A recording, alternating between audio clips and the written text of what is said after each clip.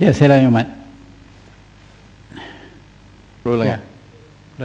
Ulangan. Terima kasih Datuk Pengerusi dan Hormat Menteri. Merujuk butiran 5050200 mengenai Malaysian Green Technology Corporation atau aktiviti pembangunan teknologi hijau. Saya ingin mendapat penjelasan dari segi apakah skop tanggungjawabnya atau bidang yang dipantaunya.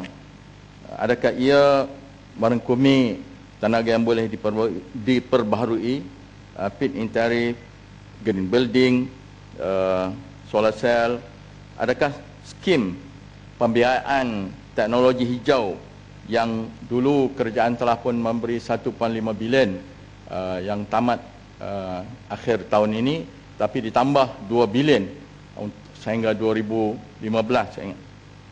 Jadi apakah skop, apakah bidang-bidang teknologi hijau atau green technology yang dihasilkan oleh syarikat-syarikat yang diberi pembiayaan ini? Saya merujuk juga dalam laman web kata iklan untuk CEO Malaysian Green Technology Corporation ini berakhir Julai 2012, dan soalan saya, adakah CEO baru telah pun dilantik bagi Malaysian Green Technology Corporation ini? Bagaimana pula pengecualian duty import dan duty excise kepada pemegang franchise kereta hybrid yang juga saya kira mungkin diteruskan, iaitu terutama Honda, Toyota, atau ada franchise lain yang terlibat dalam hal ini. Butiran 070400 iaitu International Green Technology and Eco Product Exhibition dan Conference Malaysia 2013 atau AGM 2013 yang diperuntukkan perbelanjaan sebanyak 5 juta. Saya sebenarnya terlibat secara langsung dari segi perasmian, majlis perasmian oleh Perdana Menteri, dan juga saya telah membuat lawatan ke pameran-pameran yang daripada awal, iaitu daripada showroom pertama kereta elektrik, kereta hybrid, green building, solar cell, waste, recycle dan pemprosesan waste menggunakan incinerator yang saya dipahamkan dalam penerangan yang diberikan bahawa incinerator akan dipasang di Langkawi dengan menghasilkan tenaga 10 megawatt.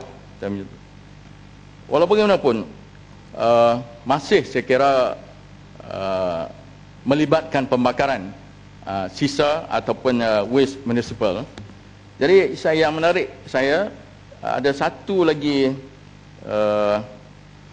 teknologi daripada China yang tidak melibatkan pembakaran tapi melibatkan recycle.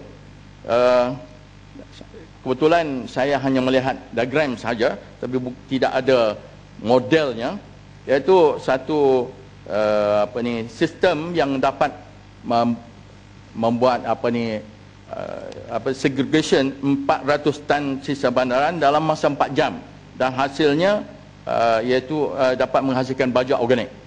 Dan saya kira mungkin ini satu teknologi yang nilainya, kosnya murah, iaitu 64 juta berbanding dengan RDF di Semenyih yang kosnya 300 juta untuk menghasilkan 10.5 megawatt. Jadi mungkin ini satu yang boleh kita terokai. Jadi persoalan saya ni, adakah perbelanjaan AGM 5 juta ini melibatkan dari segi transportation, peralatan yang dibawa umpamanya daripada negara-negara luar, perbelanjaan tambang, dan juga dari segi logistik mereka. Jadi adakah akan ada berlaku transfer teknologi ataupun pembelian peralatan-peralatan hasil daripada pameran ini? Kerana dan adakah kementerian lain, saya cukup gembira kerana melihat Menteri KPKT ada sama, sebab saya berminat sangat untuk memperkenalkan sistem teknologi China tadi, kalau boleh reliable, tapi dengan syarat bukan kita membeli macam tu saja, tapi ada transfer teknologi daripada China, kerana mungkin nanti memerlukan maintenance. Kerana saya juga pernah membeli satu mission blocking daripada China, tapi kita perlu pengetahuan yang cukup mendalam, kerana mereka boleh jual mesin, tapi kita teknologinya dari segi ilmu untuk maintenance memperbaikinya mungkin kita kena kuasai sendiri. Yang terakhir, Datuk Mengerusi, butiran 07050 pendidikan dan program kesedaran awam berkait dengan tenaga nuklear dan pencanaan nuklear. Saya mendengar daripada Kapit kata kita batalkan hasrat untuk menggunakan loji nuklear. Begitu juga pandangan daripada Kelang tadi. Saya sebenarnya dipahamkan. Saya kira kerajaan Malaysia juga meletakkan option yang rendah untuk tenaga nuklear masa kini. Sebab itulah saya mengucap tahniah kepada kementerian kerana memperuntukkan sedikit peruntukan walaupun 500,000, tetapi untuk memberi kesedaran, memberi maklumat pendidikan kepada rakyat.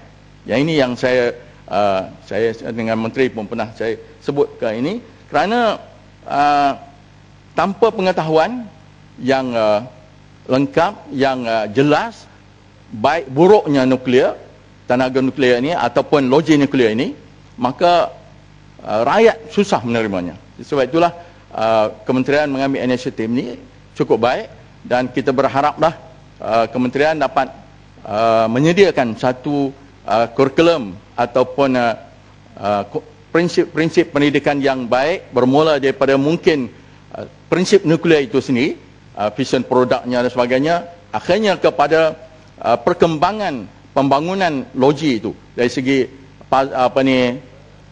generasi pertama sampai generasi keempat yang ada sekarang. Begitu juga dari segi dari segi kelebihan dan keburukan tenaga nuklear itu sendiri, dari segi berkait dengan green teknologi dan sebagainya. Jadi yang penting saya minta sekali lagi, siapakah yang akan mengendalikan program pendidikan ini? Saya kalau boleh, saya berharap bukan kita melantik konsultan daripada luar, tapi ramai pakar-pakar dalam negeri, terutama yang ada, saya kira dalam jawatankuasa Perbadanan Nuklear itu sendiri pun ada pakar-pakar yang boleh membantu untuk memberi pendidikan kepada masyarakat melalui media-media, umpamanya TV dan sebagainya. Itulah saja, sekian saja. Terima kasih.